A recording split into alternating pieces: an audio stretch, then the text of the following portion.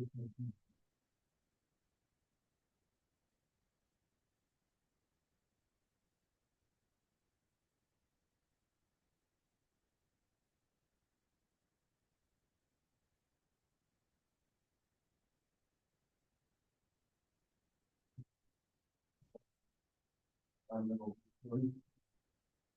evening we have three scientists with us to discuss wildlife corridors. And in order of their presentations, Scott McClung is a Congo ecologist whose past research has explored how our dynamic landscapes affect animals, millions of birds, and species. Here is PhD from the University of Teatown in Sweden, the provision of Max Planck Institute of Animal. Later returned to New York for his second postdoc for Montgomery Observatory. He is now the director of research at Wildlife Forest for the Use of the Habits Wildlife Connectivity Project, which aims to quantify and improve landscape connectivity. Bob, can I interrupt you for a moment? Someone in the chat said they can't hear you. So maybe if you could slide the hockey puck over towards you.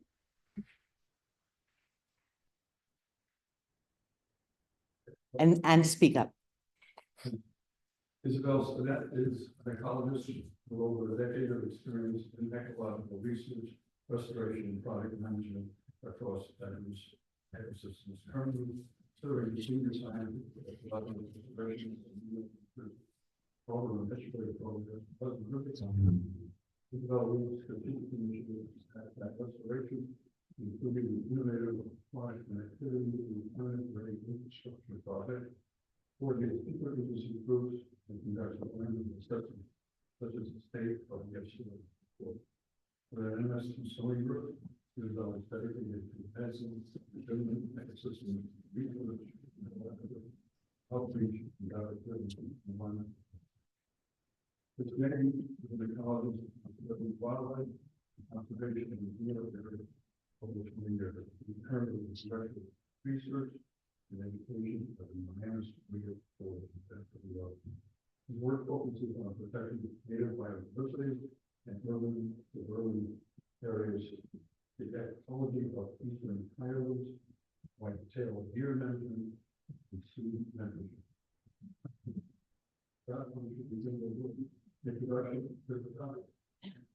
I'm going to ask you, all of you, to speak loudly and into the hockey puck. Thank you. No problem. Can everyone online hear us now? Just a thumbs up or something? Laura says that's better, Scott. So project. You use your outdoor voice. Thank you, Bob, for the invite. Thank you, Teatown, for hosting all of this.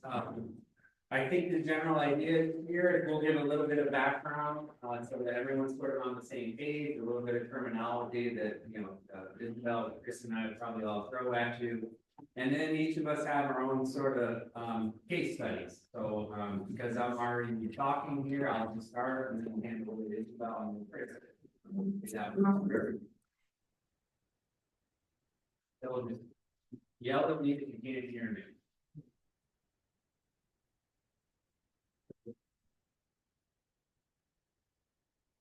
Sorry. So let's start at the very most basic thing, right? Everything has to move, right? We are moving, we move to get here, things in us are moving. Everything constantly moves and everything has to move, right? That is key. I do this kind of talk sometimes for elementary students, and I say, you're having a hard time not moving, sitting in your chair, correct? So from a wildlife point of view, from animals, and I'll preface this by confessing that I'm a little biased. I do study a lot of carnivores, like Bob said, so a lot of the pictures I'm going to use and the content I'm referencing is about carnivores.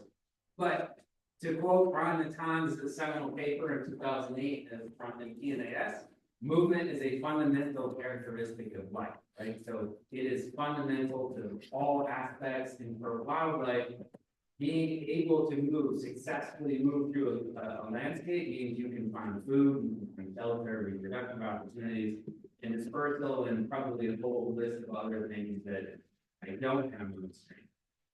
However, there's a lot of things out there that prevent successful movements, these causes of unsuccessful movements.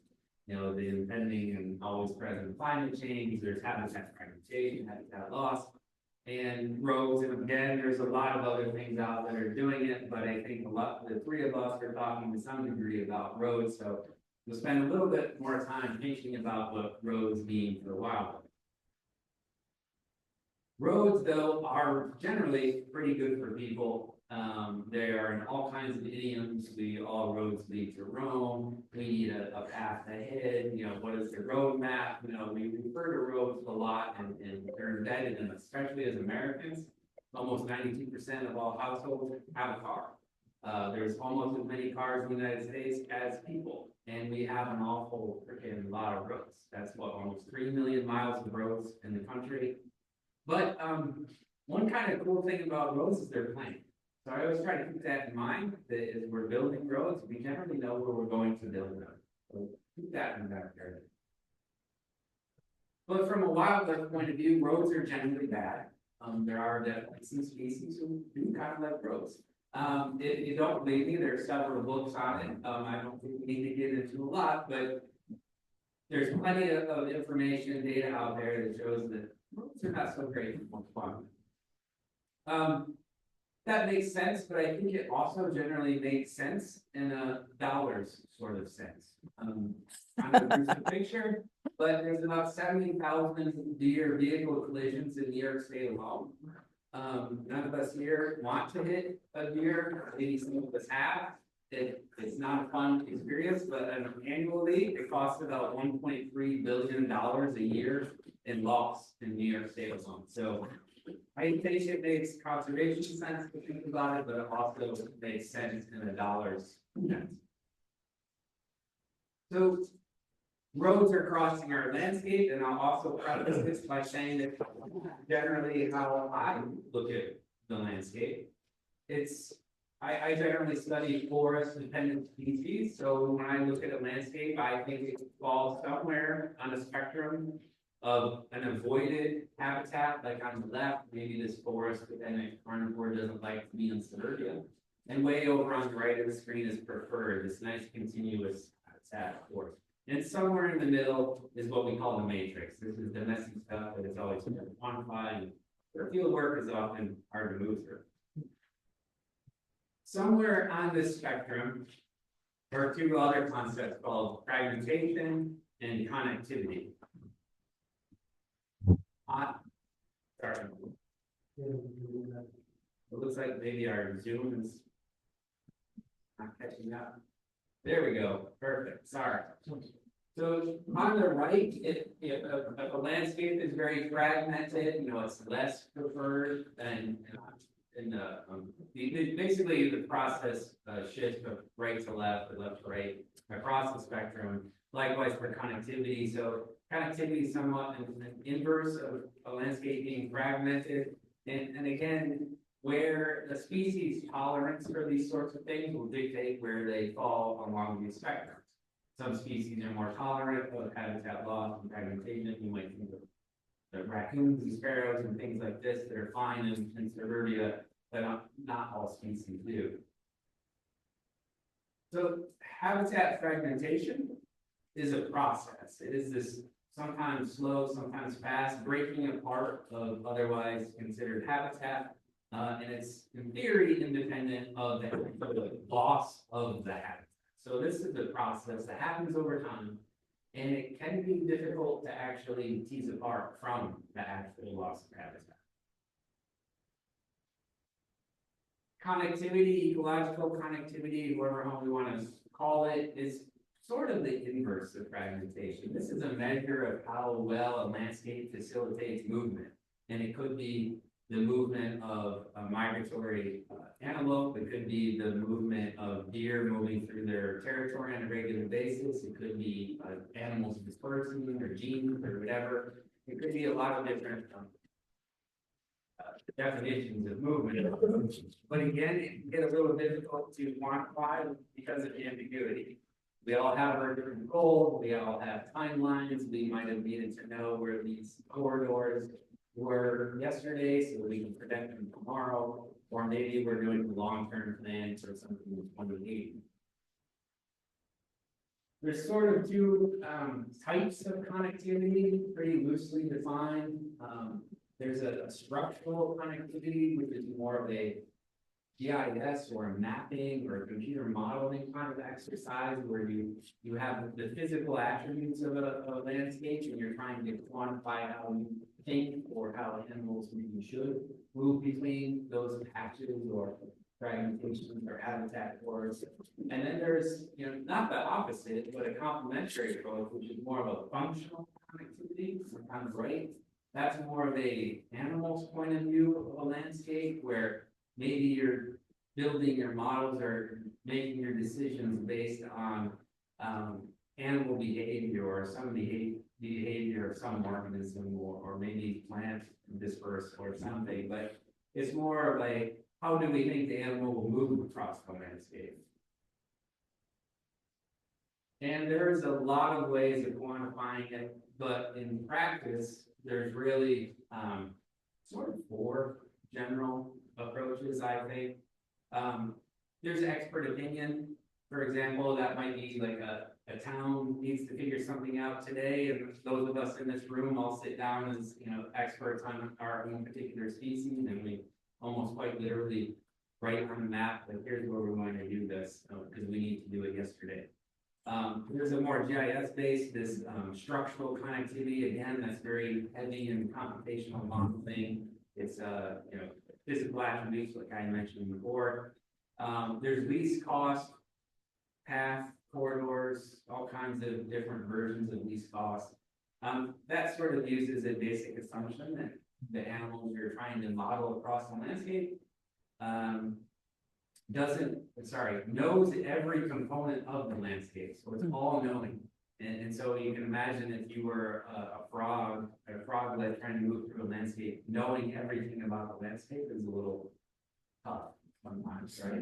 And then the bottom is circuit theory. That is based on electrical theory, electrical current moving through, and that assumes the animal knows nothing. It's just sort of bouncing around an agent, if you will. All the approaches work. All the approaches, they're complementary. There are some that work better for other purposes at other times. It depends on what you're trying to do, but they all require some information about the species that you're trying to work with. And they all have slightly different assumptions of what you're trying to do. And you just have to be aware of these things and hopefully build upon. Doing this in practice is challenging. There are a lot of players involved. There's a lot of theory. There's a lot of data needed. And then there's the whole concept of going from here's where I think it should happen, or here's what I think, to here's what we're doing. There's, I already mentioned some of these issues on the left, but the big one I find a lot is urgency. We all wanted to do this yesterday, so now we have to hurry up and get it done. But all these issues aside, we know it's like pretty irrefutable that it works, right? A connected landscape is resilient, and that's sort of the bottom line, right? A connected landscape can facilitate all these things that we think that species need for survival. I added a website on the bottom there that I have found useful in the past, conservationcorridor.org. It's got a lot of useful information from researchers to practitioners to the folks who are just curious about data. I get no sponsorship from conservation. So I think what we'll try to do next, hopefully that's enough of a sort of basic background. And I think since I'm already sitting here talking, I'll just be talking about the project I'm working on, and then I'll hand over to Isabel and then Chris, and then hopefully some time for questions. So, deep breath. Okay, Scott's turn. So, yes, Bob introduced me earlier. I am the director of research at Black Rock Forest. We're a small nonprofit, about 45 minutes driving northwest of here, just north of West Point. And we basically function like a field station, right? We have programs in research, but also programs in education and conservation, and they're all very tied to each other. And we're about almost 4,000 acres. So we're a staff of 11, we stay pretty busy, maybe 12 today, maybe 14 tomorrow, who knows? But, I ended up at BlackRock because of a couple of questions. One was, I think we have fishers, and this is other people thinking that, and then if we have fishers, how are they getting here? How connected is this landscape? And then, of course, the question a lot of people ask, are our roads bad? Of course, I'm guessing the answer is probably, yeah, kind of bad. But I definitely relocated my whole family because of a picture that should be coming up on the bottom right of the screen. It's one individual animal, a fisher that BlackRock staff got on a camera trap in 2013, and then this one here is 2015. So I don't know what that says about me as a family person, or as a father, but that's what happened. And as I was at BlackRock for a little while, I studied fishers in the past, and people knew that I was trying to find fishers. So people started reaching out and sharing all their information about where they had found fishers. There were some camera traps like down in Sterling Forest in the south there in the orange circles, and then a couple other camera traps, a roadkill, on the left, etc. And of course, like the two pictures that BlackRock Forest staff had gotten inside BlackRock Forest before I got there. So these are where people for sure had seen fishers. And of course, a lot of people said that, oh, I saw one once, it was in a stream that crawls over my foot, but this is a picture of a fisher or someone brought me a dead fisher. I think it's pretty confident about a fisher. So what I had to do, or what I wanted to do, is I wanted more proof. So we went and put camera traps out all over the place, and camera traps basically sit somewhere all by themselves, and they use passive infrared, so it's sort of like monitoring the background temperature. And when a warm bodied animal or something moves and changes the temperature of that background, the camera goes off and we get a bunch of pictures. I'm sure we're all familiar. But we've done this now for 7 years, and across about 103 sites, it's 60 to 65 annually, and those little brown dots are where we do a bunch of cameras. So this is 6 years of data. Sorry, I don't have 7 done yet, but those blue circles are the only places where we ran cameras and got pictures of fishers. They were hard to find, and I know that if they're there, they're not. So if you start to look at this on a map, like I didn't maybe too much, there was, to me, a bit of a pattern, an anecdotal pattern, is that we have 2 very busy highways that crisscross this landscape, and every fisher sighting was either west of 87 or north of 84, except for those 2 that popped up in BlackRock a few years prior. So I was definitely rethinking relocating my family, but also very interested in why this is happening. And without getting much into fisher ecology, a fisher is kind of like a giant wild ferret, and if anyone who has a pet ferret knows that weasels do not mind going through little tunnels in their spots, but they certainly should be here. They certainly shouldn't be crossing these areas, but it seems to be. So the effort of trying to study fisher ecology led to what kind of became a much larger project, and that was to just try to understand the impacts of our roads in our landscape. Basically, this whole study boils down to sort of 2 ideas: a road ecology centric portion of the project, which is culvert passage, the tunnels under the road, what's going through there, of course, road mortality, and then more of a wildlife ecology centric stuff. So I'll just try to kind of quickly go through the rest of this and sort of talk about what we have. So we know wildlife will use some culverts. It varies in what they look like and the species that will use them. So we went out and found 8 that we knew that we could get cameras in. So we designed this so that there's 4 cameras for every culvert. 2 are facing inside the culverts from opposite sides, and then there's 2 extras that are facing away from the highway, outwards towards the landscape, but adjacent, right? So this idea was to answer a couple of things. One, who's nearby? Who lives near here? And then who comes right to the culvert or maybe goes in one side, and then who comes out the other side, right? So a little bit more than just getting a picture of a bear, for example, in a culvert. And so here's a big ugly table. Basically, here's all the species, and the real take home here is that the vicinity column, these are the species that we got from camera nearby.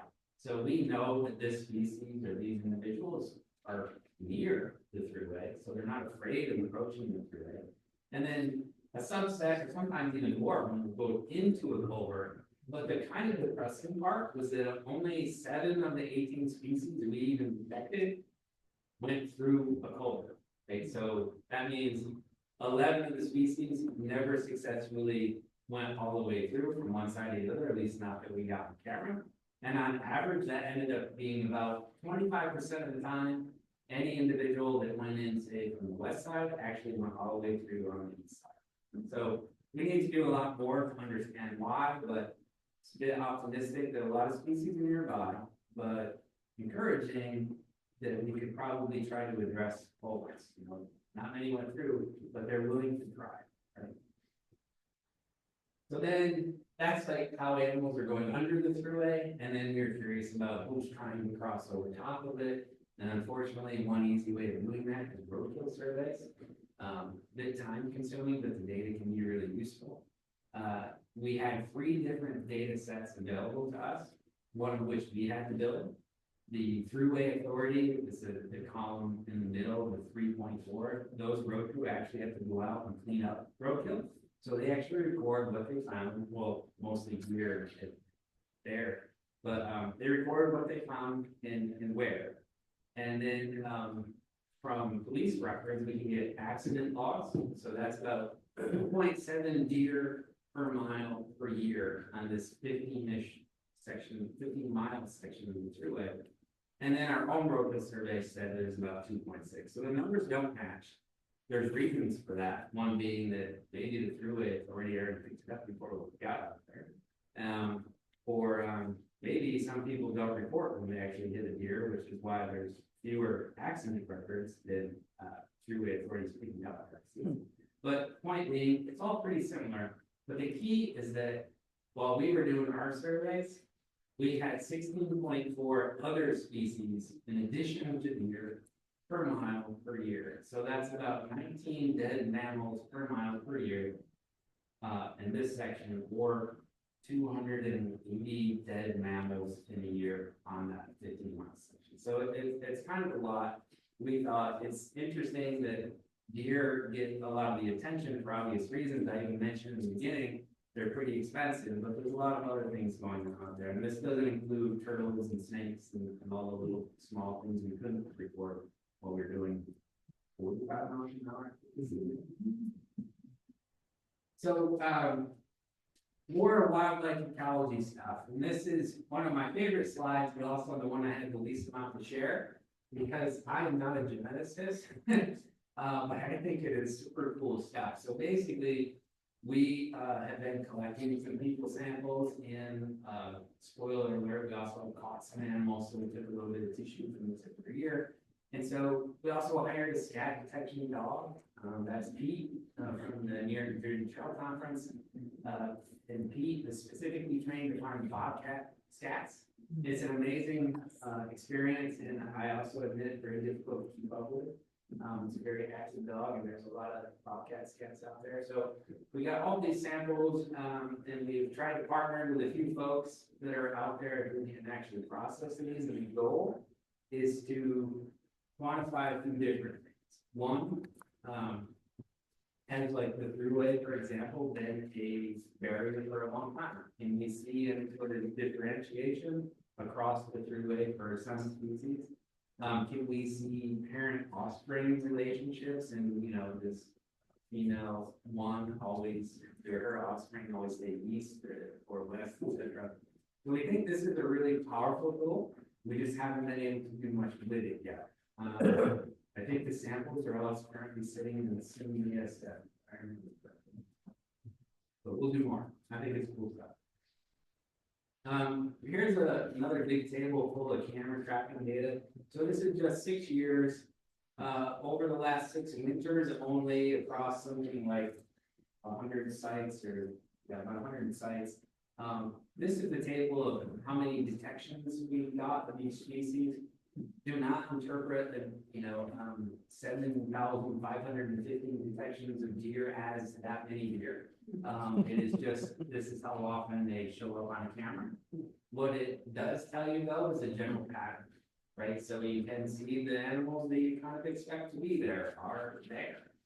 Some animals are very rare, even though you kind of expect, hope they be there. It's very rarely you get squirrel, porcupine, or beaver. Beaver maybe we don't expect to be on camera, but every once in a while. And the only animal that really matters up there is the fisher, and that's only 6 and 6. And again, all 6 and 6 of those detections were made by about 5 different individuals over 6 years, all west of 87 in the 70s. So we have a lot of camera data, and when we try to throw these things on the map, we do start to see some patterns. We do tend to detect bobcat, which are the orangish red dots, more often in Black Rock, and actually all along near the thruway, which is a bit interesting. And I think it's because they like this matrixy, messy, a little bit of fields, a little bit of forest, all this kind of stuff, and that's often down near thruways. And the purple circles are where we got fishers. So it doesn't really show you on this map, but all those circles are in Sonoma Mountain State Park and nice forested landscape, which is what we expect from fishers. And then the last sort of part of this is more behavior, carnivore behavior. So over the last couple of years, we were able to capture and then put GPS tracking collars on a few animals. We caught 6 bobcats and 1 fisher, and the collars record the animal's location about every 2 minutes. So we're starting to get some pretty high resolution information on where our animals like to go, and their territories, and sometimes where they might try to go but can't get across. And then when we zoom in on some of these busy spots and try to ask what's going on there, we like for example here, if you can see the blue, that is mom. It's a mom, female, it's Hebrew 2, and the yellowish and then the reddish pink, those are 2 kittens that we caught from her. We caught her kittens the following year. So you can start to see what they're doing. You can see for some reason she hung out there in the median for some reason. I don't know why. It's a little nerve-wracking. But you can also see some spots where they cross the thruway. Don't think my cursor will work. Is that between 2 major roadways? That is the same thruway, just divided the median.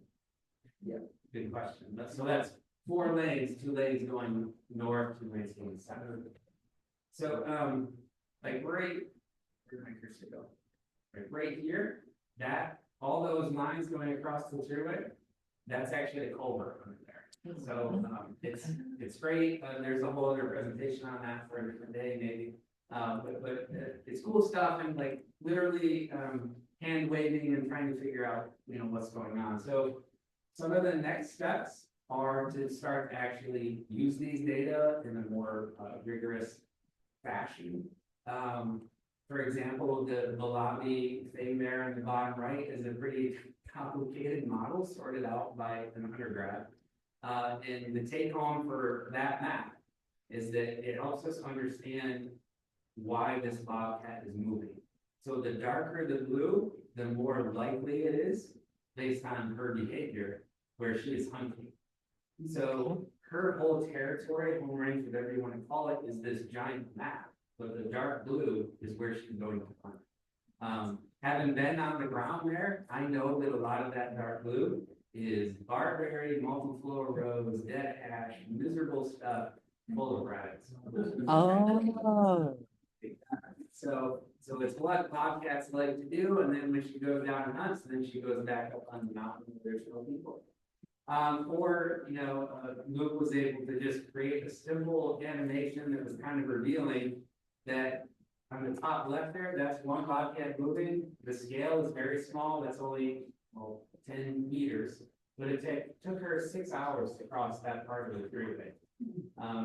The rest of her movements are much faster, but it does look like anecdotally that probably at least the thruways are good. Are you saying that she was lingering there for 6 hours trying to cross? That's what it looks like. That's all I can say. I haven't gotten a chance to ask her. And so I want to summarize and give Isabel and Chris, their time here. So just to break it down through the different ideas, the culvert passing grades are low, but, you know, animals are willing to approach, and culverts are something that we can remedy and mitigate and retrofit, right? So our animals are willing to approach, we just have to make it easier for them to get through. Yes, road kills are happening, mortality rates are moderate. They're not super bad, they actually got ding points in the proposal for not having enough road kill. But that's probably because the road hits 50,000 cars a day, or a car less than every 2 seconds, and some animals won't even try. But it's out there, and again, that is something people can address. About this. Gene flow, I still think it'll be super cool. There's just so much to do with it, and eventually we'll tackle some of that. The camera data suggests there's patterns, including the sole porcupine detections are less than 87, as our issue was less than 87, but there's something to be done there, and there's a lot of data. And again, the behavior and the movements, it looks like there's probably some issues with our roads, but we really have to dig into it. And then Dr. Jennifer Wall just started as a postdoc about less than a month ago. And she's got a bunch of pressure. I'm just kidding. We have a lot of data, and Jennifer is really skilled at doing this. So we're really looking forward to working with her, because we are already brainstorming, and she already has preliminary figures on what some of these data actually mean. And we can do things more than hand waving. And now with Jennifer on board and a couple of grants, we'll probably start expanding some of our camera surveys, and we are planning to actually try to capture more bobcats and maybe a fisher this upcoming winter. And then one thing that is super clear in this experience for me is that you can't get really anything done without partnerships. You all probably already know that, but it's taken me a little while to realize that people can be helpful too. But we do have a grant with the New York State DOT. We were partners on a federal grant with them, and we were just told a week or so ago that those funds have been unfrozen. So we will start on a statewide project to try to help New York State develop a system for actually figuring out where road kills are, and how to reduce them, and how to maintain them. Then again, we'll just keep working with all of our local partners. So I think that's all I have for now. I have a question for you from the chat. She says, for the culvert study, did I miss it, or were there no fishers caught on camera traps approaching or going through culverts? That is correct. We never got a fisher close to the throughway on camera. However, the one fisher that we did catch and put a collar on, we did catch her right next to the throughway. So this is a good example of, you might need to throw a lot of different tools on the shed to answer the same question. Okay. Yeah. Good question. I just wanted to know, do you think that if the roads were open on top, they're letting light in, that would enable animals, to go in there with more, surely than if it's dark? Yeah, so the question is about the attributes, or what the culverts look like as far as facilitating a wider variety of species going through, right? And some folks have worked on this, and there is data out there that says that for some species, light above them, these grids, do facilitate. Salamanders and other like animals that migrate at night, like the moon, and so that will facilitate that. But one thing that we can see, and I didn't call this out, but there's a general pattern in your place in the food chain and our passive rates. So if you're a big black bear, who's going to stop you from going through? What do you have to be afraid of? So they went through like 80% of the time, but squirrels and mice and rabbits, not so much. Okay.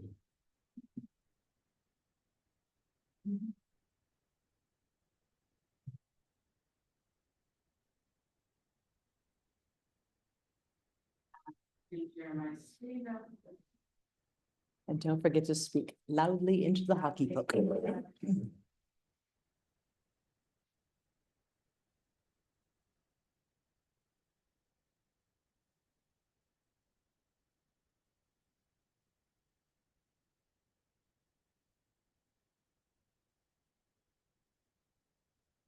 Again, my name is Isabel Sinette. I'm senior scientist for ecological restoration at the New York, New Jersey Harbor Restoration Program and the Suburban Foundation.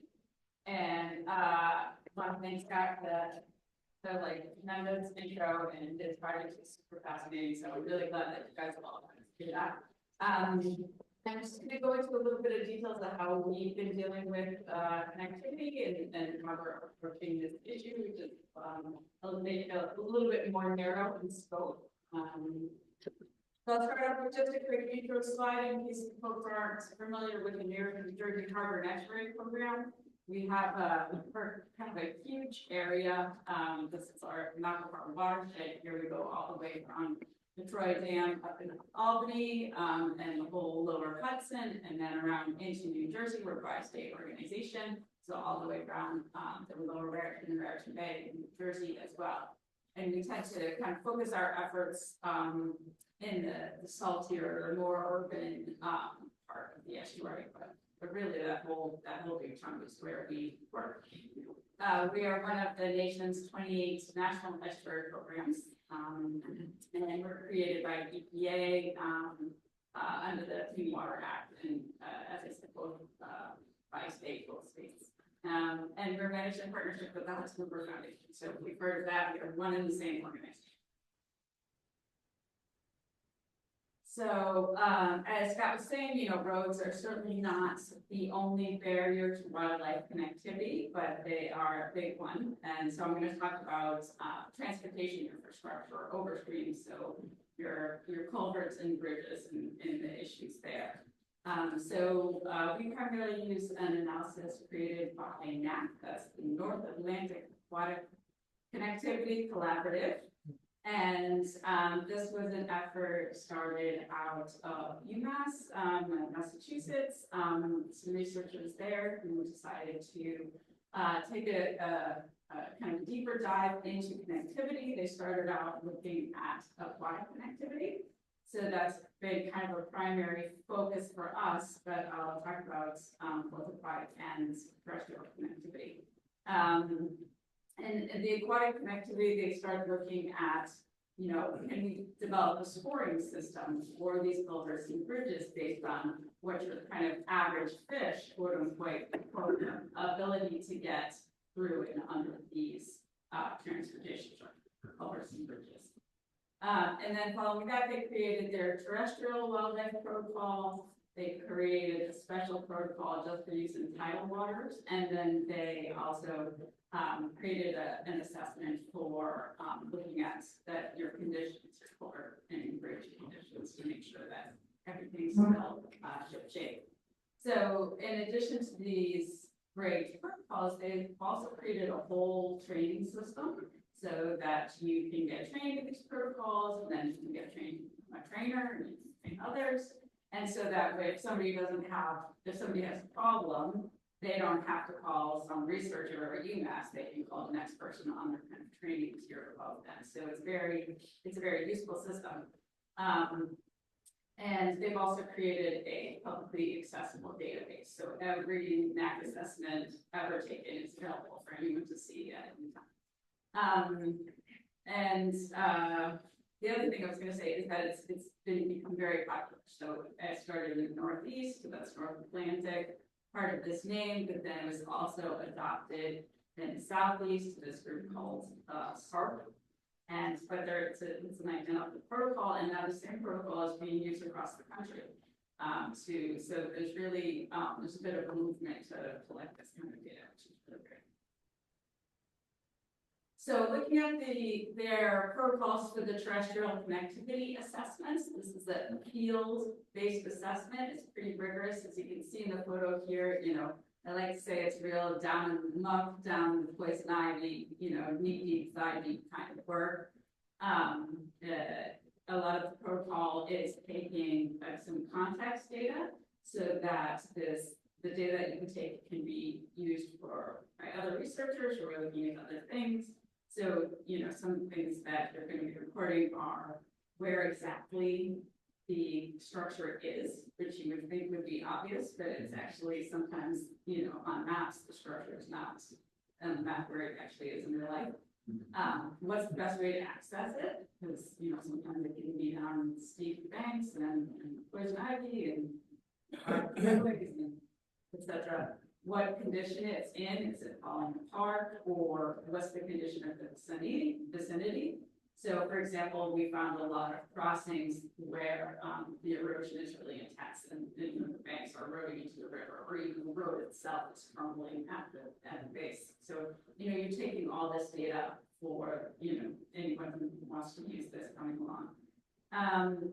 What is the material it's made out of? Is the road fenced?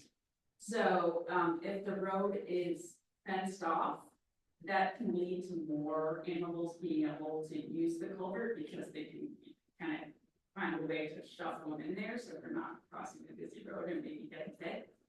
And then just other observations that we're able to make while we're there. So a lot of times we're able to see tracks going through, animal tracks. Animals actually using the crossing, which is really fun. And so this slide is just showing you into what actually goes into the scores. So this protocol comes out with an overall score of basically how well your structure provides wildlife. And it's, you know, it's an average, right? But it's an average relative to all these other ones, so you can compare, you know, with all the other specimens taken at the same time. So, so it's looking at these 6 kind of variables on the side of this chart here, and then 6 different categories of animal. So the first variable here is openness, and by openness, I like to think of as like the scariness factor. Like if you have a really long culvert that has a nice wide opening that's really tall and, you know, really wide, then it's not so scary. But if you have a really long culvert and then the opening itself is really small as well, it's scary. So it's like it's area of the opening divided by length. Height is always important, of course, for animals crossing. Length is important, as Scott was saying. So the animals go in and then they turn right around because it's too long and challenging. Clear line of sight is really important. Animals like to see, you know, daylight or moonlight or whatever it is on the other end. Dry passage is important for a lot of these animals. And then other barriers to actually accessing the crossing. So this could be like if there's a fall at the end, or a cascade, or even a scour pool where the water has scoured out a big area, and so animals can't get to the overstructure itself. So it kind of asks you as the surveyor to make a judgment call on how well suited these parameters are for these different groups of species, and scores them together. And for many of these, there's guidance in the protocol. So, for example, it says, you know, small mammals can be expected to be able to jump across a scour pool that's less than 6 inches, and bobcat can jump for, you know, scour pool less than 6 feet. So you can kind of, you know, live good with the guidance, take this into consideration, and then score how well you think the different groups would be able to use this process. And yes, you do have to score for animals that you don't have, like, for example, moose. Because if you just like leave off the moose, it's gonna, like, you know, it's gonna disrupt all your scores. So I mean, it won't be comparable to other things. So I'm going to give a little bit of an example of some of our partners from New Jersey DEP, and I'm going to show you a little bit of what they've been able to do with these assessments. And the reason I'm not focusing on New Jersey is they really made a concerted effort. They've adopted these terrestrial protocols and made a concerted effort to go out there and get a lot of data. And so you can kind of see just a comparison of the maps here of the terrestrial connectivity data in NAC for New York, where it's mostly, I think someone's doing a lot of, you know, up there. And then in New Jersey, where there's, you know, been a lot more assessments. So hopefully you can see in those red circles, there's the numbers, there's hundreds in each one of those red circles. And part of the reason they're doing that is it's good to have species, and to them, it's the bobcat, they're really trying to protect or maybe bobcat habitats. So this is an example of the map that they've created through the Connecting Habitats Across New Jersey effort. What they've done is mapped the whole state for wildlife corridors, and road segments. So for the cores that you can see in dark green here, they are using recent land use land cover data that they have, and then combined with a model that predicts the potential wildlife corridors that wildlife could be using between these cores. So that's where you can see in the kind of lighter yellowish little spaghetti looking things. And then the road segments are where major highways are bisecting those cores and corridors. So they've put this together, and it's been a very useful tool. And then on top of that, they were able to layer all the terrestrial connectivity assessments that they got. So you can see, hopefully in this map here, each one of those little colored squares is a completed assessment, where the warmer colors are kind of blocked or not good terrestrial passage, and the cooler colors like the blues and the greens are better and good terrestrial passage.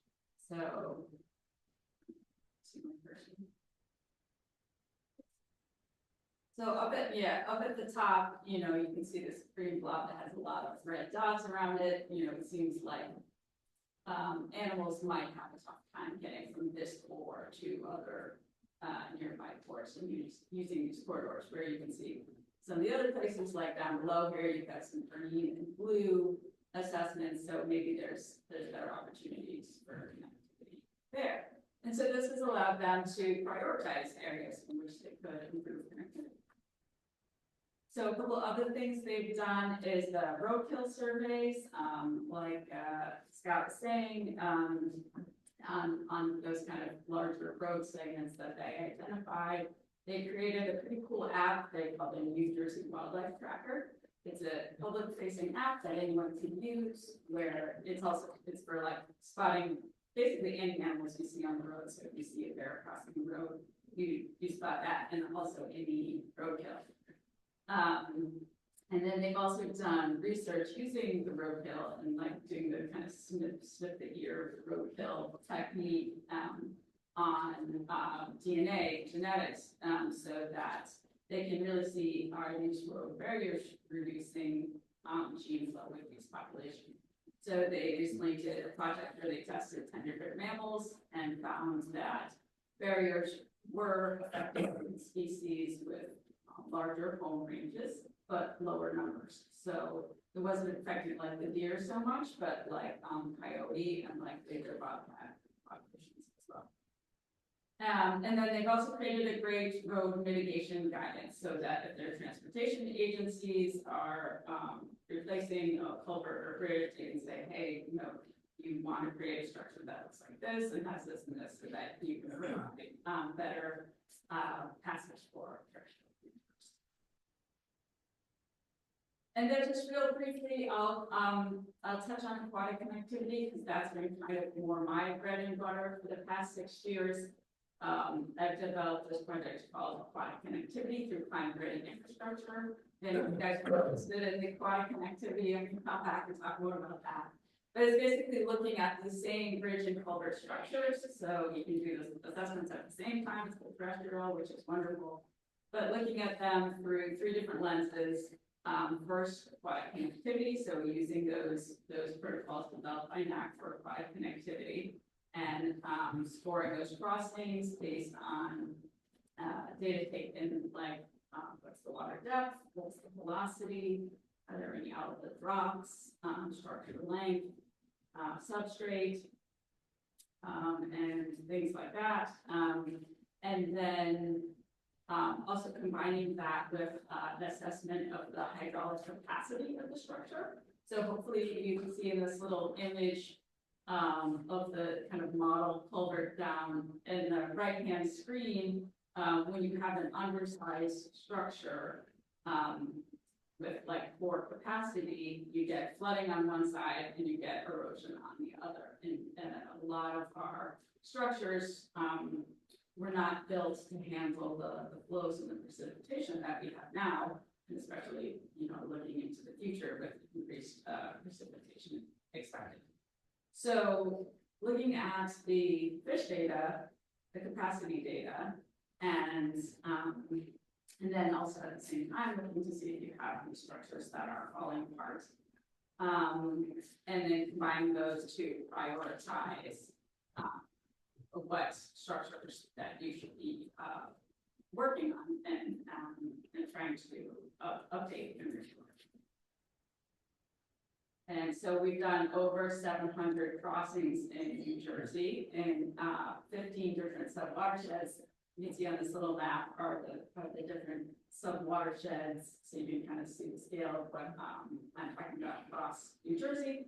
And then for each one, I've created a little fact detailing the character of the watershed, what's going on there, and also some suggestions of crossings to upgrade based on the highest priority for the assessment. And just to let you know, I have a new RFP out. If you know anybody in New Jersey who wants to work on water connectivity issues, really trying to get these structures from the assessment stage to the planning and design stage, and you know, try to get rid of some of these structures that don't work for fish, and they don't work for terrestrial species, and they don't work for capacity issues, and you know, replace them with things that you know really accomplish all these goals at once. So I will stop there. I was excited to discuss more about this with the interview, and I think we're going to take questions at the end.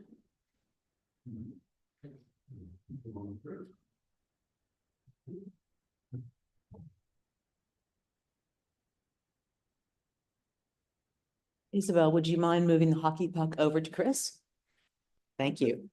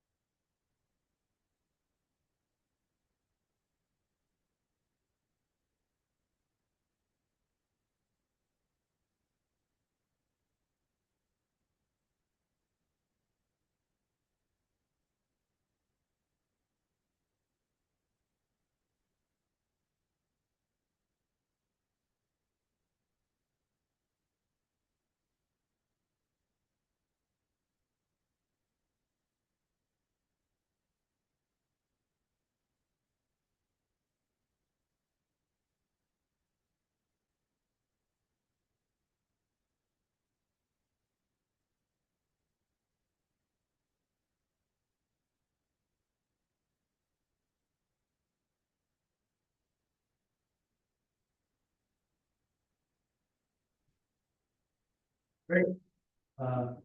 Yeah, thanks for everyone. Thank you everyone for being here and for having me. We're going to talk about a project I've worked on because maybe a year and a half where we mapped potential wildlife corridors in the town of Bedford, which is not too far from here in Westchester, east. In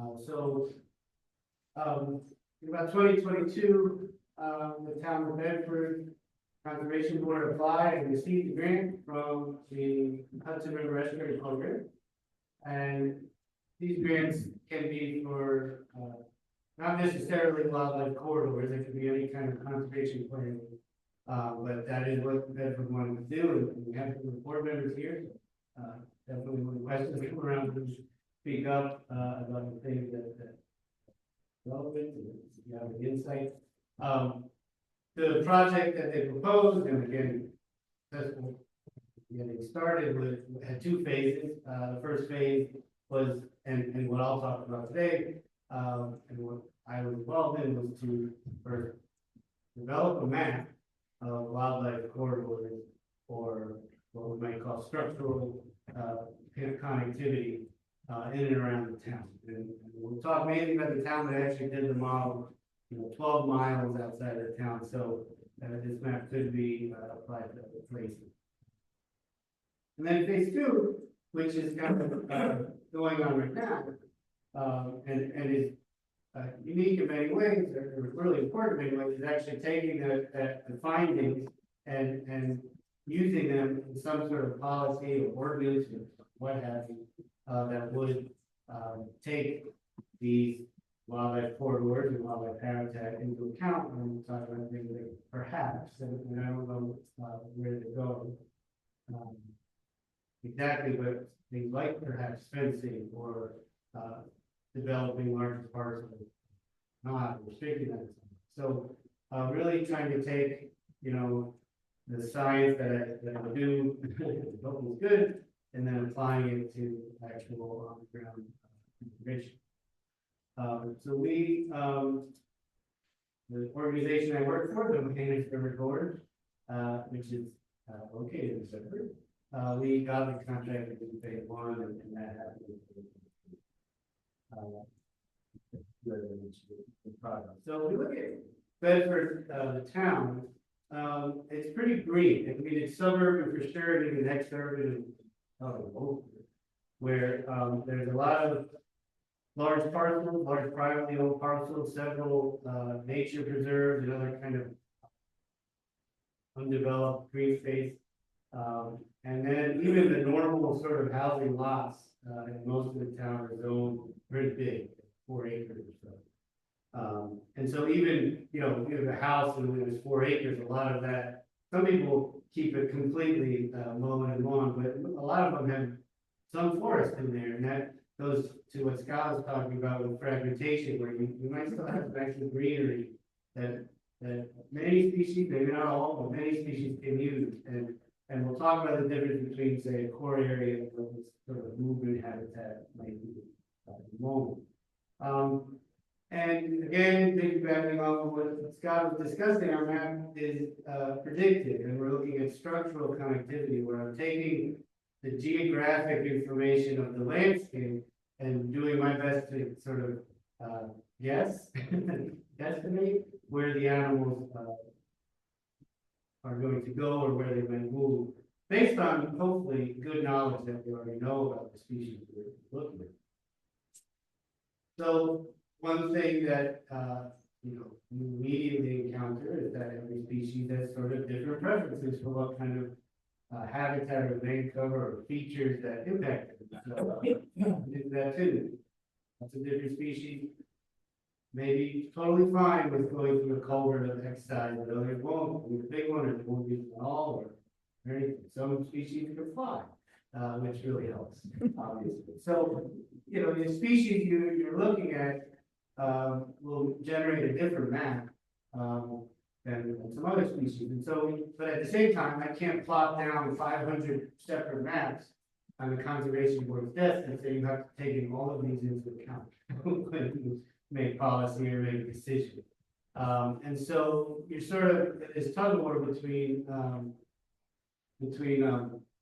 you know, usability, but also accuracy or reality of the biology involved. And so we sort of tried to pick a few species that would sort of represent lots.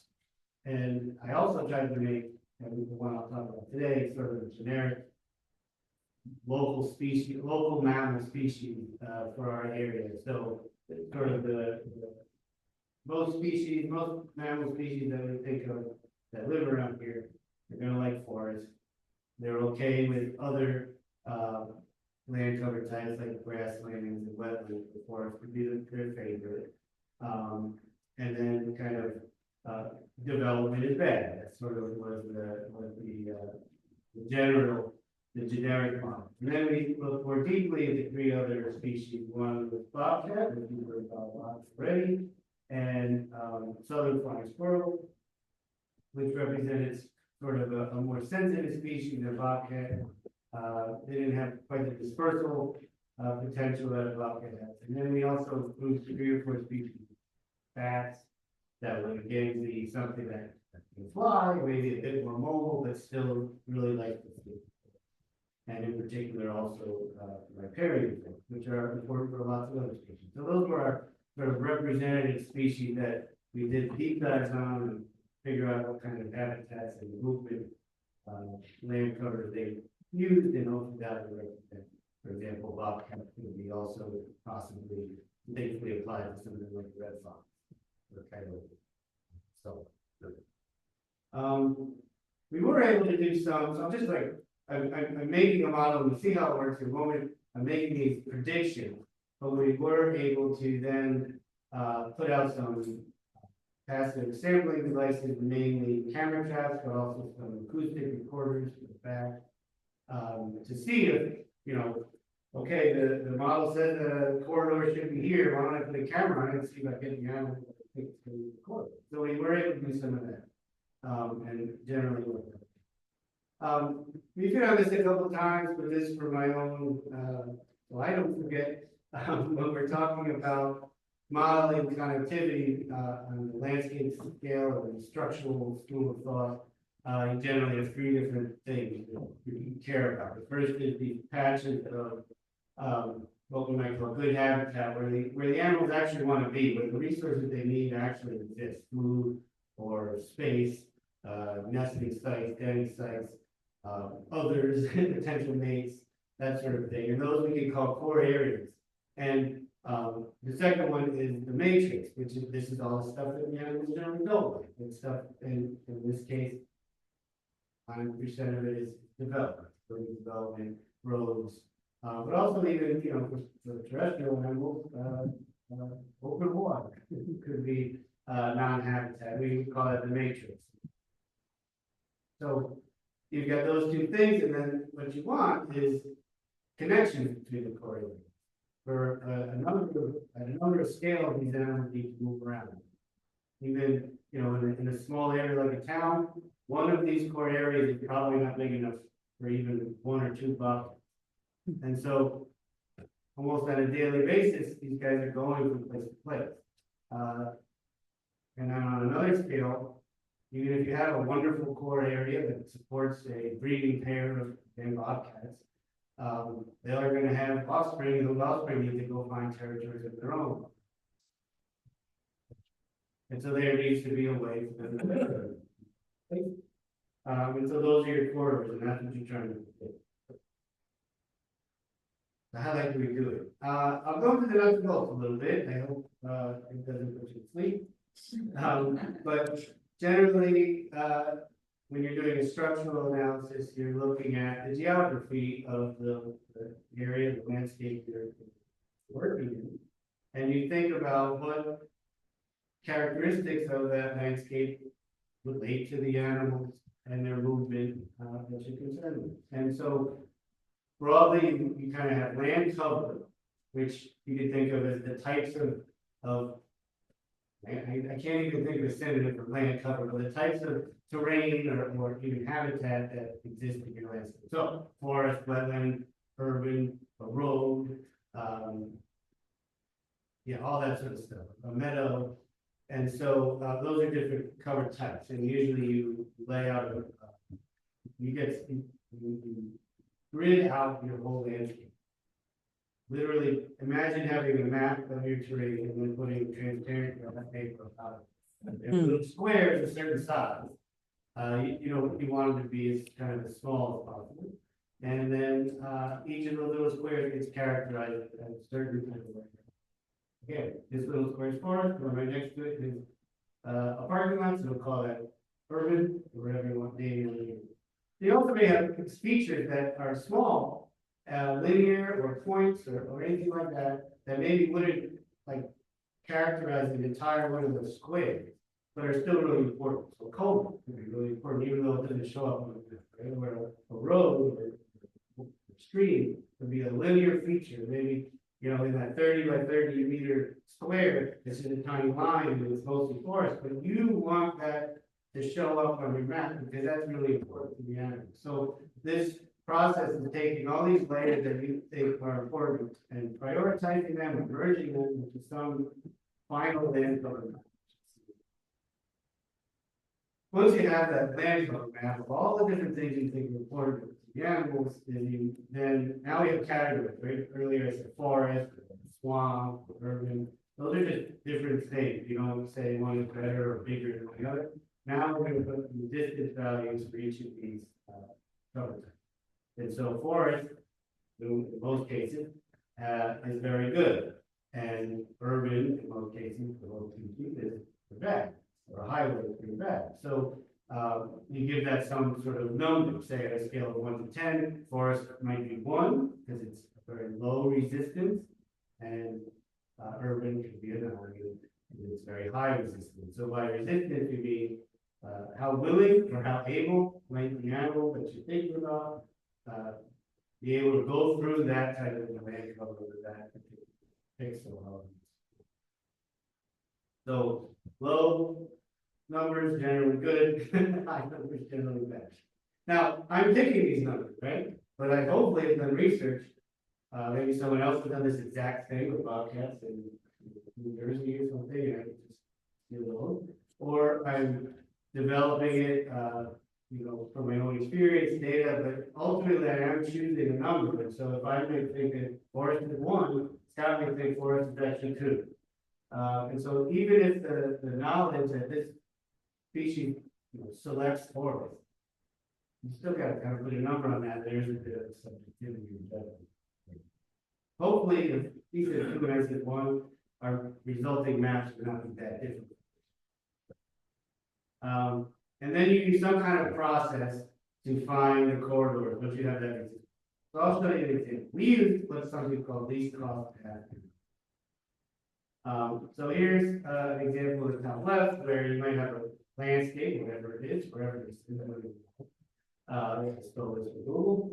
And now we're going to digitize it into the land cover. So that's that little Minecraft graphic looking thing below it, where you can see that every little square, let's say those squares are 50 meters by 50 meters, is now called something, some category of land, forest, meadow, whatever. And so that's the first step.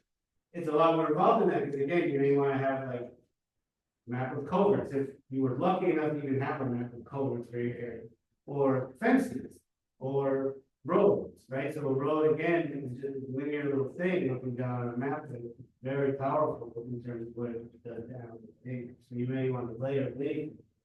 So this will just go straight land cover. And then you get something, you go from that land cover map, which another example on the left here, where that big green blob is maybe forest, and then the reds are city. And then it's resistance values to the different groups. Okay? Your resistance, where on the right, it's using the same color palette, which probably isn't the best idea on my part, but the green would be each stuff that the animal finds easy to move through, and the red is stuff the animal finds difficult. And that could be a result of animal behavior, it's just not willing to do it, or it could be, literally the lethality of crossing that land cover, or probably a mixture of both. But basically, how it's a index of the probability that an animal would be able to move through that type of. And so we see colors, and so those maps are in color, but really they're numbered.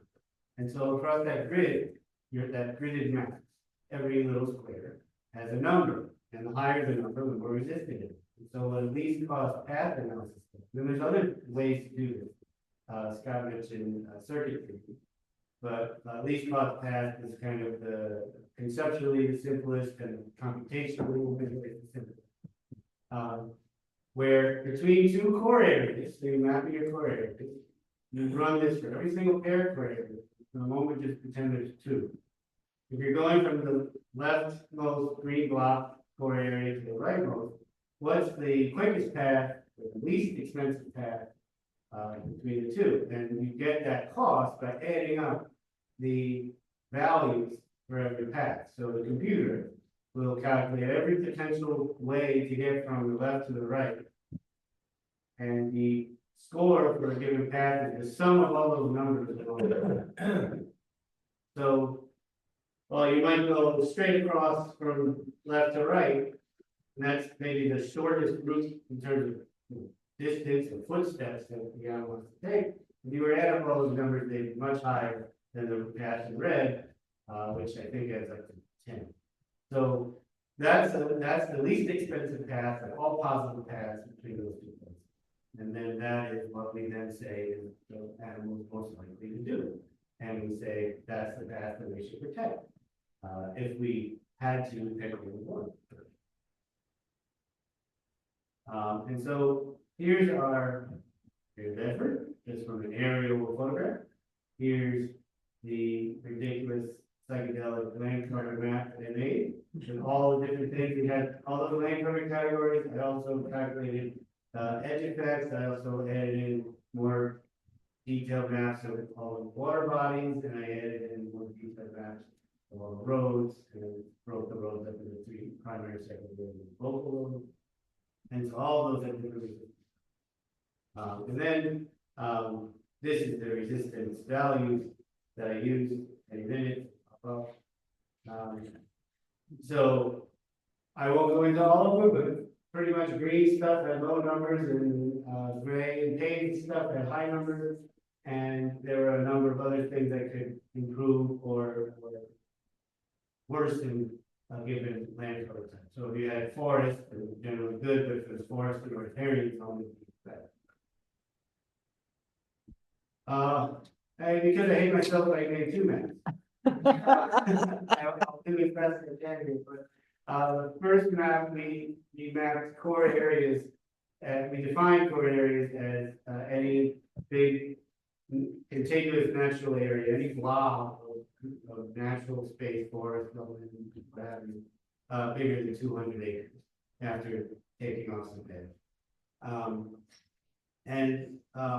Once I did that map, and I'll show the map to you in a moment, a lot of places that I know just from camera trapping and doing other work in this area for a long time. Some places that I knew were corridors, or at least heavily used by all sorts of species of wildlife, were not in there. And that basically came down to the fact that what least causal path does is, and I'll run back here real quick. Okay, it's finding the single best path between those 2 places. But as we know, animals, maybe that path, they don't want to do that today. They want to do the other one. So it'd be really great to have not only the least causal path, but the second least causal path, and the third least causal path. And algorithm doesn't let you do that. So what I forced it to do is I made a second map with a lot more core areas.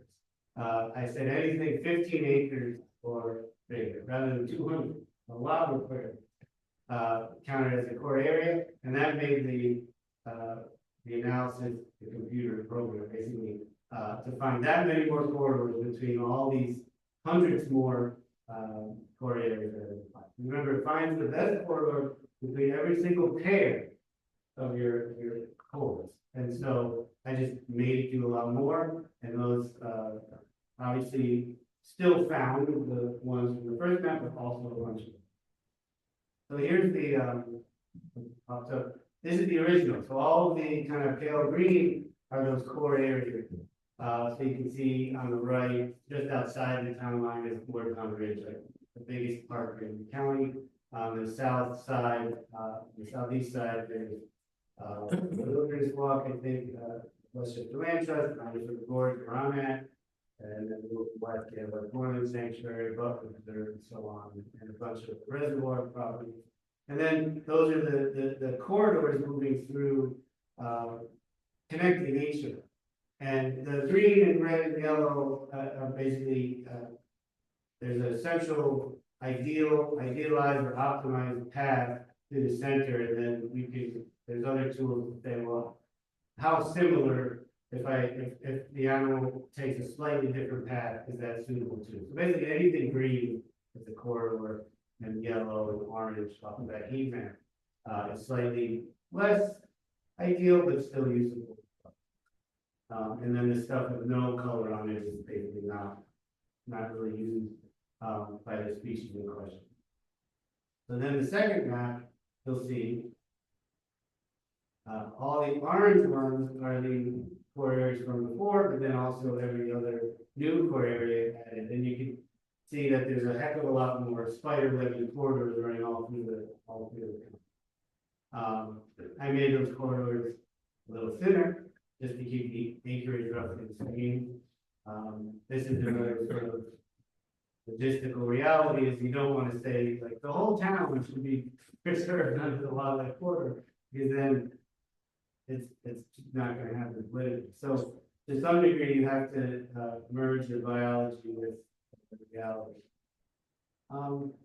So our recommendations, we have the two maps, one with fewer core areas but fatter corridors, one with more sort of these islands of habitat but thinner corridors, but similar acreages that we would say like this is valuable space in the town.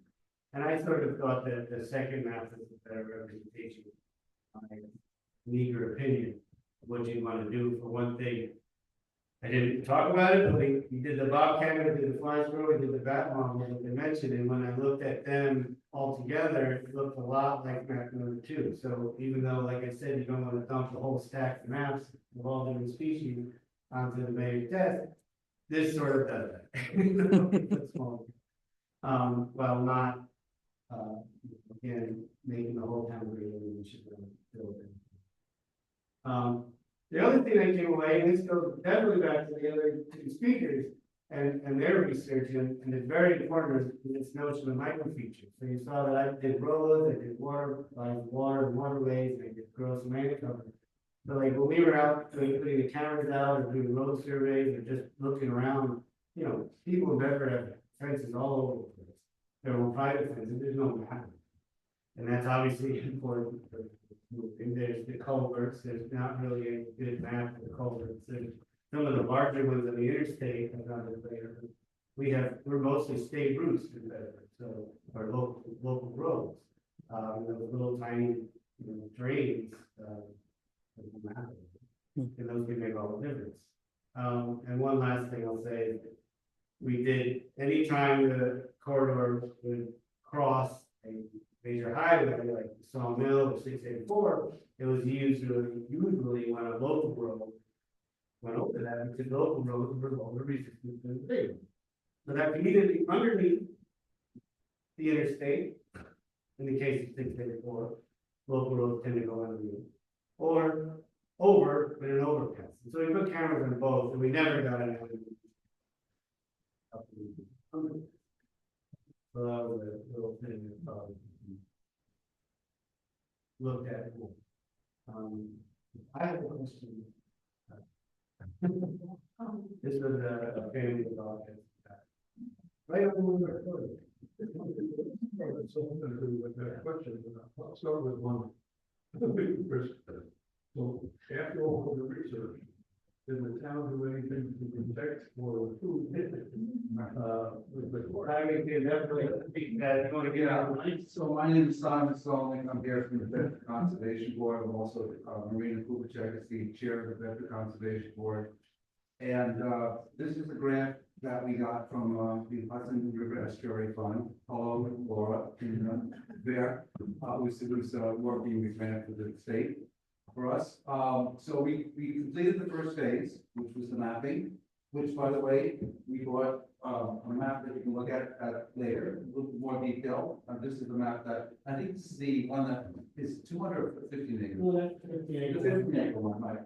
So this one is the more extensive corridor determination. And now we've started the second phase, which is providing a deliverable to the state. And that is a draft zoning overlay ordinance that is supposed to protect and preserve these corridors.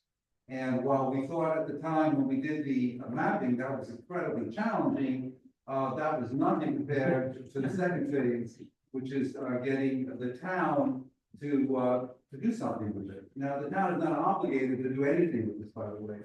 So, and that's one of the things that we're trying to convince the town, that there's no obligation. All you have to do is accept the draft. But it's been an incredibly interesting process for us. It's being actually started back around in the late 1990s when I went to the town board, and we said to the town board, hey, we've seen a lot of proliferation of fencing along property lines, and that's really going to stop the movement of animals. And the town board said to us at that time, well, where are we? Where's the fencing? Where are the animals moving through there? So it took us about 25 years. By the way, if you're in conservation, you know, patience is everything. Right? Nothing happens overnight. So it took us about 25 years to get to the point where, hey, we have a map, and now we have to figure out what to do with it. So we've done roughly about a third of the phase two. We've done the research. We've hired. So I wonder if I withdraw your co-host. Oh, don't. And he's completed the first portion of his contract, and that's to do all the research of what Bedford has on books that protect Bedford's environments. We have a very strong wetlands protection law. We have very strong land use laws, and so a good part of the town does have some protection. We also have we're blessed with the fact that we have a lot of preserves in the town. So putting that all together, back in 2015, Hudsonia said, did an analysis of Bedford, and they said Bedford is about 60% open space. Whether that's actually true or not, and how you define open space is another issue, but think about it, 40 miles north of Times Square is a community that has 60% of its land that's still open space, and that's why we basically were able to get this grant, because we were a suburban, ex-urban area, but we have the land there to perhaps go further with it and get some legislation done. And anyway, I'm available for any questions afterwards. I don't want to take away from the speakers. So if anyone has any questions about the map or the process we went through, or I'm still going through it. By the way, this would be a great opportunity a year from now to come back to you and tell you how it all came about. But we're still very much deep in the mud. Related to that, can you share what the size of the grant was that to get, like, Yeah. when I'm in a different community, and I'd actually be interested in knowing, like, what size of a grant does it take to Sure. make something like this happen? That's one of the things in retrospect, I think we asked too little.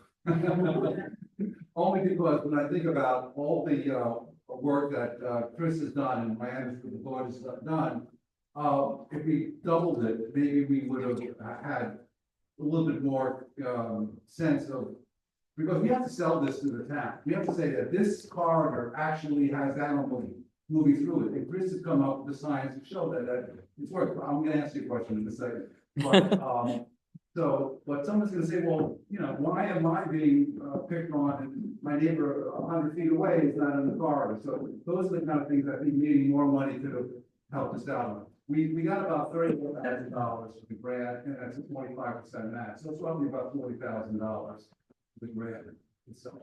Thank you.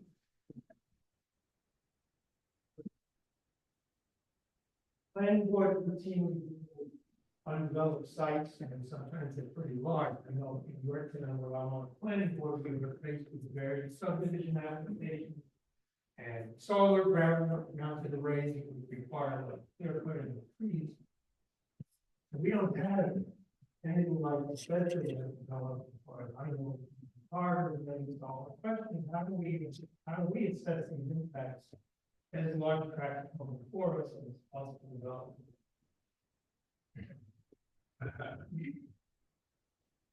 Any suggestions? We have some.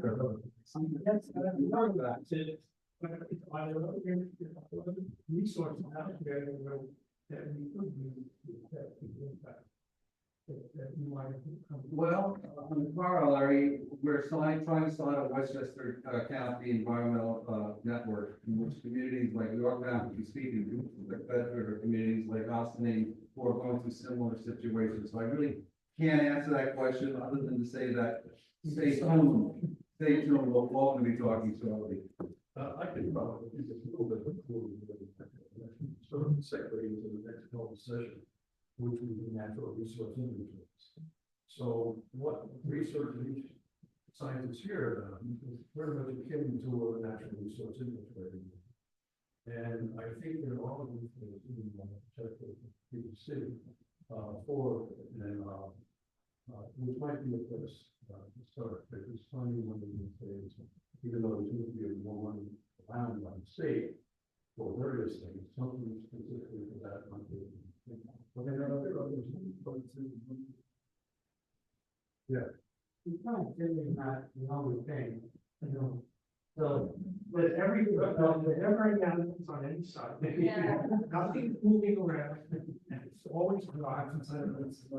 So, yeah, those sort of images are tell you, and again, too, like a lot of what we've spoken about, both Scott and I are looking at mammals that are mobile.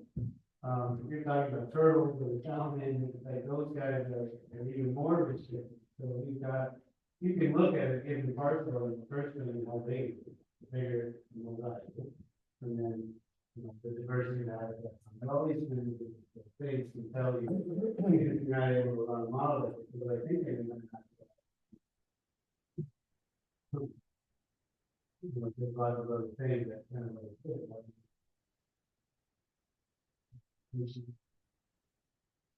Well,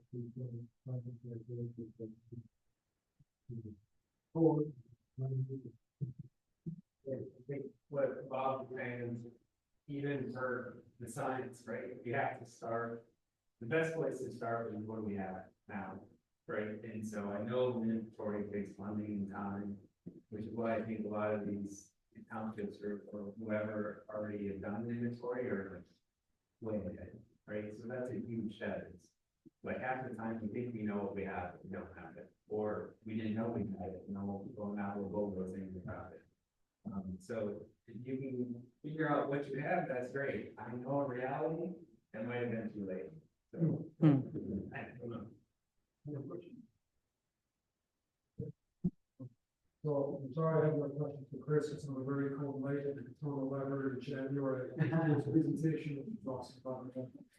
So I have one aquatic question, and maybe I'll go to the Bobcat first. So do you think the possibility existed when you spent so much time between the roadways? Was that sort of the last trimester, so to speak? Potentially, I'm just curious. You're referring to that blob? Yeah. I think that those data were from a year before, Oh, okay. right? So, and I think, when I taught her the first time, she was a sub-adult, so she was maybe 2 years old. And I know from cameras and stuff that, there are other females around. So I think she was like all the teenage animals are trying to figure out what they're supposed to do. And it looked like where she crossed over the freeway, I know there's no culverts or anything, so she went over the top. And in the evening, if I remember correctly, around 8, 9 o'clock, and then sort of looked like she got kind of stuck in there. Yeah. But that is literally a guess, because we also could have been hunting in that, but we didn't look like she would go back. We're not sure. And so so I never thought about this because maybe just from my normal, like working for many years at the time. So like the culvert in the processing, it's both an intake and an outlet structure all at once. And I remember, when we did a lot of the listening work for the Carl Police in New York City, people like to operate the Chelsea in the night, that, doing all the fishing training, the theater, all that stuff, that the big deal about the intake of all these power plants is that, they have velocity minimums.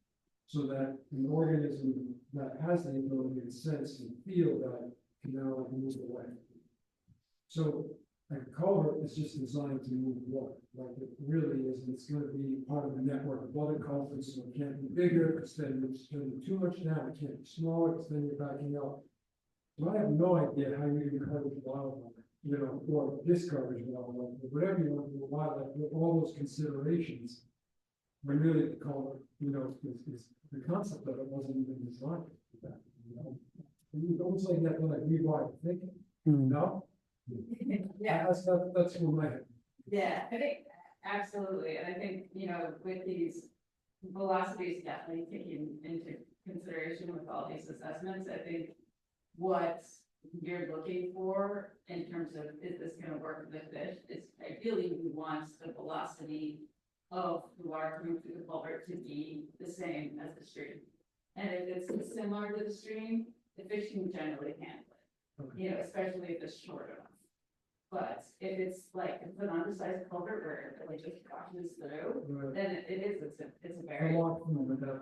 Yeah, it's a very, and you're like, you're super powerful, fish, might be a lot of through there. But, you know, your small little freshwater shooting fish, probably not.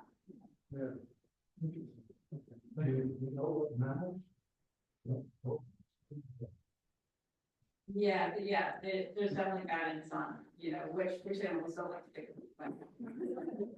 If you hire goats, they don't like.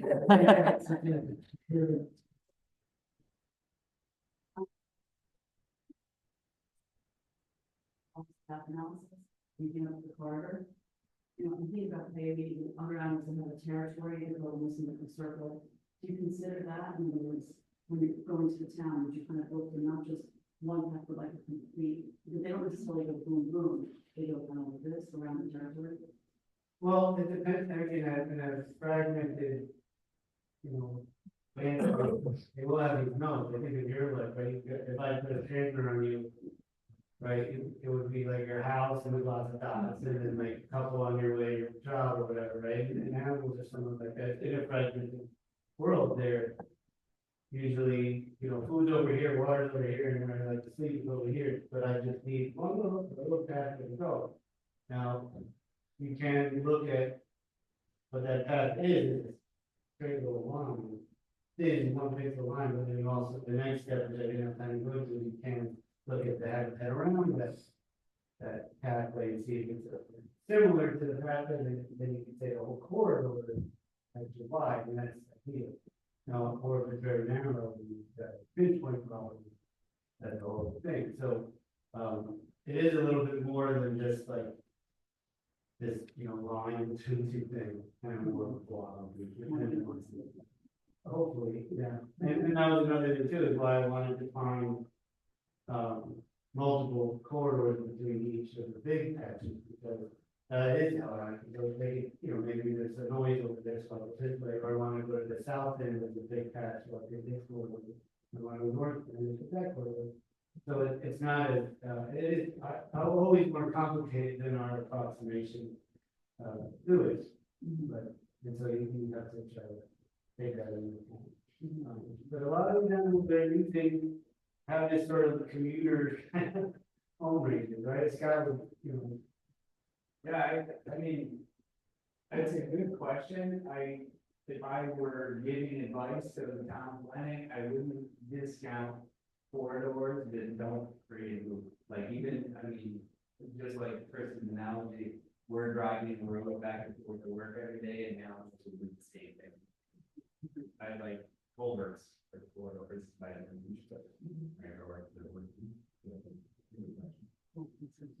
And just also, when you think about the next step for roadways, what would be the ask? In other words, I know this is like maybe steps ahead, but when you think about, you know, in the fantasy world, when these, you know, proposals are approved, what would you be looking for? If you have partners who are working with you on whether it would be a culvert light, and you, as you were saying earlier, above ground, so there's a light.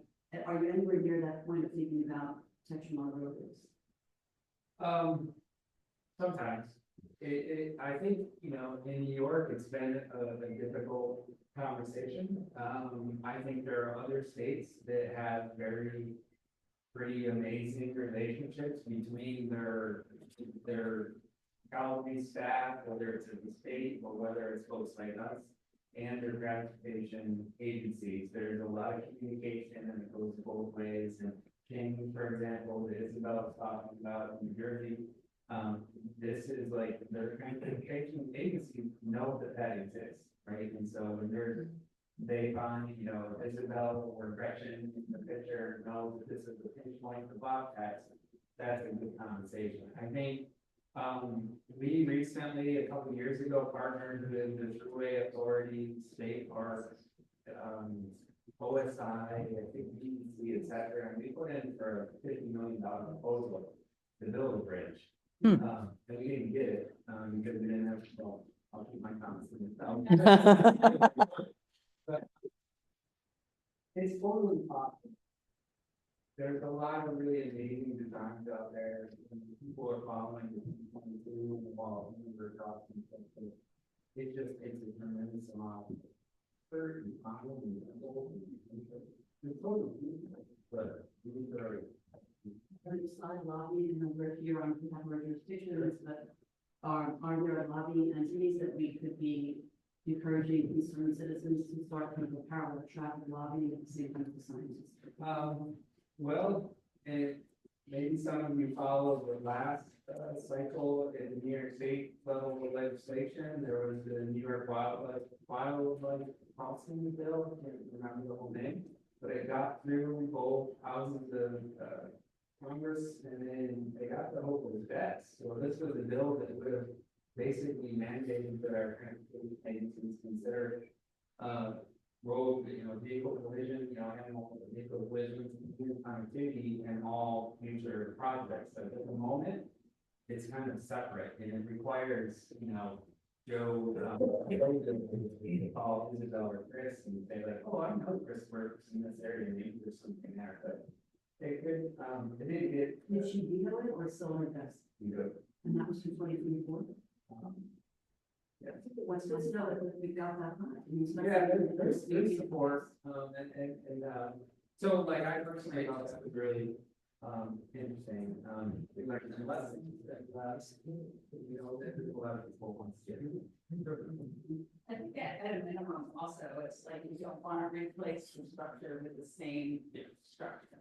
If we could, like, at a minimum, if we could just do that, and like, if they're already planning for other reasons to replace the structure, basically something that is, like, that's, Yeah, that's an excellent point, because at least in New York, everybody in here can look up and see what road projects are occurring in the next like 10 years or something. So you can look at your town and the roads and see which one DOT says, oh, we're gonna deal with this. And so the best thing you can do is say that, hey, I'm a local expert on this. I'm also a concerned citizen or helping. and on radar soon later. Yeah.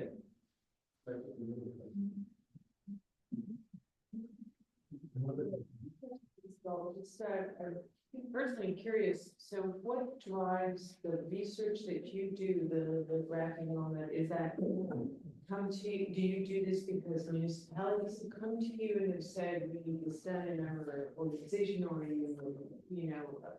ignorance, but like completely not for profit, like what, as a community, is that something I'm going to call you and say, they need this done in our area, can you send somebody, or how does that work? Yeah, to be honest, that's kind of the stuff I'm working on now. I think it started out as just kind of a little bit of a research project, and then I formed good partnerships with like community groups.